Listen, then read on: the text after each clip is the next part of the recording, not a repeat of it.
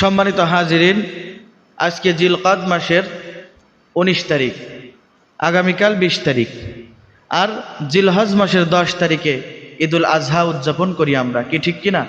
তো ঈদুল আজহার আর বাকি থাকবে মাত্র 20 দিন। কয় দিন? 20 দিন মাত্র বাকি থাকবে। এই 20 দিনে আমাদের প্রস্তুতি নিতে হবে কি হবে না? সব কিছুর প্রস্তুতি আছে না নাই? মেয়ে বিয়ে দিবেন, প্রস্তুতি নেই? 1-2 মাস আগের থেকে মেয়ে বিয়ে দেওয়ার প্রস্তুতি। হ্যাঁ, আপনি বিয়ে করবেন, প্রস্তুতি আছে না?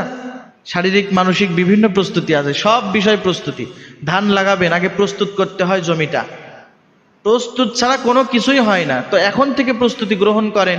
কোরবানি যেহেতু আর মাত্র 20 দিন আছে, এই কোরবানি আপনি দিবেন কি দিবেন না? আর আসলে দিবেন কি দিবেন না এটা কোনো কথা না, আপনার উপরে কি ওয়াজিব হয়েছে কিনা আপনি ভালো করেই জানেন। যদি ওয়াজিব হয় তাহলে আপনার কোরবানি দিতে হবে, আর না হয় ওয়াজিব তরফ করা গুনাহ হবে। আমাদের সমাজে নামাজ না পড়লেও কিন্তু কোরবানি করে অনেকে।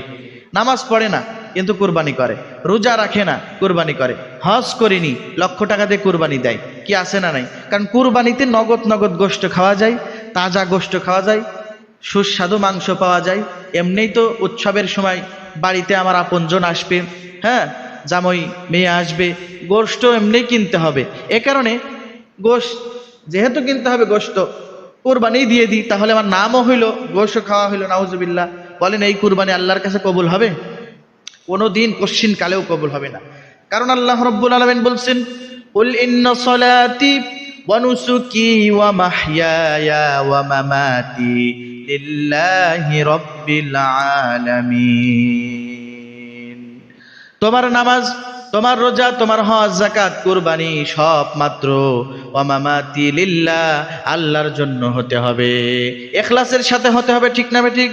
আমার জীবন, আমার মরণ, আমার জিন্দেগি, ইয়া ইলাহি, ইয়া ইলাহি কবুল করো আমার বন্দেগি, আমার জীবন, আমার মরণ, আমার জিন্দেগি সব একমাত্র আল্লাহ তাআলার জন্য হতে হবে।